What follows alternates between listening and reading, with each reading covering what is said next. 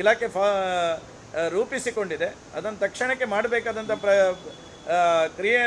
ಪ್ರಕ್ರಿಯೆಯನ್ನು ಸರ್ಕಾರ ಮಾಡಬೇಕು. ನೋಡಿ, ಈ ದೇಶದಲ್ಲಿ ಸನ್ಮಾನ್ಯ ನರೇಂದ್ರ ಮೋದಿಯವರು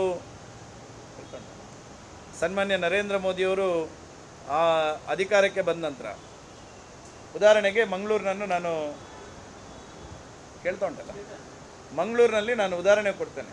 ಮಂಗಳೂರಿನಲ್ಲಿ ಇವಾಗ ಪ್ಲಾಸ್ಟಿಕ್ ಪಾರ್ಕನ್ನು ನರೇಂದ್ರ ಮೋದಿಯವರು ಸರ್ಕಾರ ಮಾಡಿತ್ತು.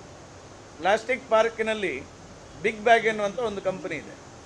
ಆ ಬಿಗ್ ಬ್ಯಾಗ್ನಲ್ಲಿ ಎಷ್ಟು ಉದ್ಯೋಗ ಸೃಷ್ಟಿಯಾಗಿದೆ? ಸುಮಾರು 1,500 ಎಂಪ್ಲಾಯ್ಮೆಂಟ್ ಸೃಷ್ಟಿಯಾಗಿರ್ತಕ್ಕಂಥದ್ದು. ಇದು ಕೇವಲ ನನ್ನ ಜಿಲ್ಲೆಯ ಒಂದು ಪ್ಲಾಸ್ಟಿಕ್ ಪಾರ್ಕಿನಲ್ಲಿ ಒಂದು ಕಂಪನಿಯಲ್ಲಿ ಉದ್ಯೋಗ ಸೃಷ್ಟಿ ಅಲ್ಲಲ್ಲ, ಒಂದು ನಿಮಿಷ ನಾನು ಹೇಳ್ತೀನಿ.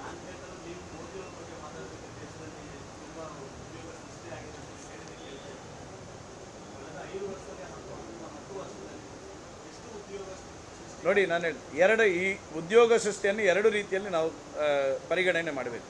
ಒಂದು, ಸರ್ಕಾರದ ಇಲಾಖೆಗಳಲ್ಲಿ ಆಗಿರ್ತಕ್ಕಂಥ ರಿಕ್ರೂಟ್ಮೆಂಟ್. ಒಂದು ನಿಮಿಷ ಇಲ್ಲ, ಒಂದು ನಿಮಿಷ ಹೇಳಿದ್ ಕೇಳಿ. ಒಂದು ನಿಮಿಷ. 2 ರೀತಿಯಲ್ಲಿ ನಾವು ಈ ಉದ್ಯೋಗ ಸೃಷ್ಟಿಯ ಬಗ್ಗೆ ನಾವು ನೋಡಬೇಕು. ಒಂದು, ಸರ್ಕಾರದ ಆಡಳಿತಾತ್ಮಕ ವ್ಯವಸ್ಥೆಯಲ್ಲಿ ಆಗಿರ್ತಕ್ಕಂಥ ಉದ್ಯೋಗದ ಸೃಷ್ಟಿ.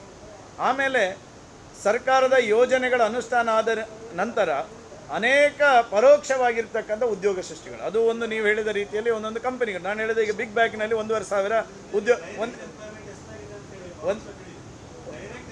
ಒಂದು ನಿಮಿಷ.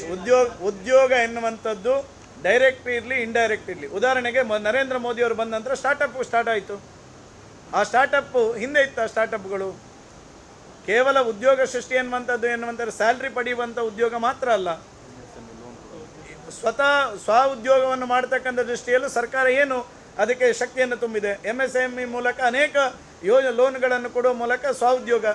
ಇವತ್ತು ಮುದ್ರಾ ಯೋಜನೆಯಲ್ಲಿ ಅನೇಕ ಮುದ್ರಾ ಯೋಜನೆ ಅನೇಕ ಉದ್ಯೋಗಗಳು ಸೃಷ್ಟಿಯಾಗಿದೆ.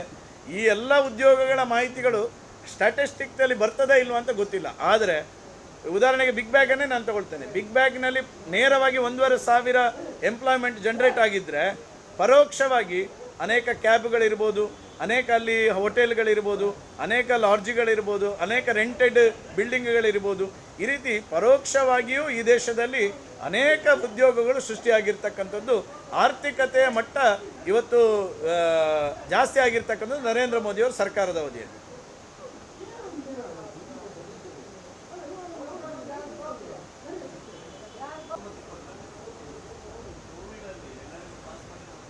ಹೌದು, ಅಲ್ಲಲ್ಲ, 19 ನಂತರ ಸುಮಾರು ಅದಕ್ಕಿಂತ ಮುಂಚೆ 40 ವೇಕೆನ್ಸಿ ಇತ್ತು.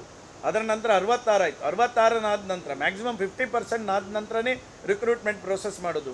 50% ಬಿಲೋ ಇದ್ದರೆ ರಿಕ್ರೂಟ್ಮೆಂಟ್ ಪ್ರೋಸೆಸ್ ಮಾಡೋದಿಲ್ಲ. 50% ಎಬವ್ ಆದ ನಂತರ ನಾವು ಅದನ್ನು ಇಮಿಡಿಯೇಟ್ ಮಾಡಬೇಕೆನ್ನುವಂಥದ್ದನ್ನು ಆವಾಗ ಕಂದಾಯ ಸಚಿವರಾಗಿರ್ತಂಥ ಅಶೋಕ್ ಅವರಿಗೆ ನಾವು ಇಲ್ಲಿ ಜಿಲ್ಲೆಯ ಎಲ್ಲ MLAಗಳು ಮನವಿ ಕೊಟ್ಟಿದ್ದು. ಆ ಸಂದರ್ಭದಲ್ಲಿ ಕೋವಿಡ್ನ ಈ ಸಮಸ್ಯೆ ಇದೆ.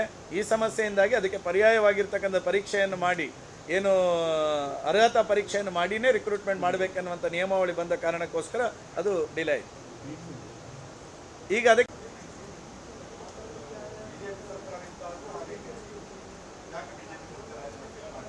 ನೀವು ಹೇಳಿರ್ತಕ್ಕಂಥದ್ದು ವ್ಯಾಲಿಡ್ ಕ್ವಶನ್.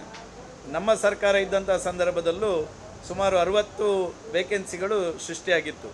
ಆ ಸಂದರ್ಭದಲ್ಲಿ ಕೋವಿಡ್ ಬಂದ ಕಾರಣಕ್ಕೋಸ್ಕರ ಎಲ್ಲ PUCಯಲ್ಲಿ ಪಾಸಾಗಿರ್ತಕ್ಕಂಥವರು ಎಲ್ಲರನ್ನು ಪಾಸ್ ಮಾಡಿರುವ ಕಾರಣಕ್ಕೋಸ್ಕರ ನಮಗೆ ಆ ಸಂದರ್ಭದಲ್ಲಿ ರಿಕ್ರೂಟ್ಮೆಂಟ್ ಮಾಡಲಿಕ್ಕೆ ಕಾನೂನಾತ್ಮಕ ತೊಡಕು ಬಂತು.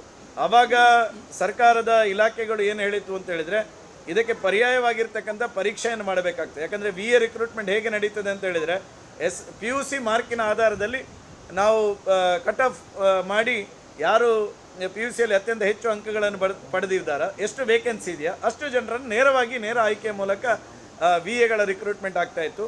ಆದರೆ ಆ ಕೋವಿಡ್ನ ಸಂದರ್ಭದಲ್ಲಿ ಎಲ್ಲರನ್ನೂ ಉತ್ತೀರ್ಣ ಮಾಡಿರುವ ಕಾರಣಕ್ಕೋಸ್ಕರ ನಮಗೆ VA ರಿಕ್ರೂಟ್ಮೆಂಟಿಗೆ ಪರ್ಯಾಯವಾಗಿರ್ತಕ್ಕಂಥ ಒಂದು ಪರೀಕ್ಷೆಯನ್ನು ಮಾಡಿಯೇ ಅದನ್ನು VA ರಿಕ್ರೂಟ್ಮೆಂಟ್ ಮಾಡಬೇಕೆನ್ನುವಂಥ ಕ್ಲಾಸನ್ನು ಅಧಿಕಾರಿಗಳು ಹಾಕಿರುವ ಕಾರಣಕ್ಕೋಸ್ಕರ ಆ ಸಂದರ್ಭದಲ್ಲಿ ಪ್ರೋಸೆಸ್ ಮಾಡಿತ್ತು. ಆ ಸಂದರ್ಭದಲ್ಲಿ ಚುನಾವಣೆ ಬಂತು.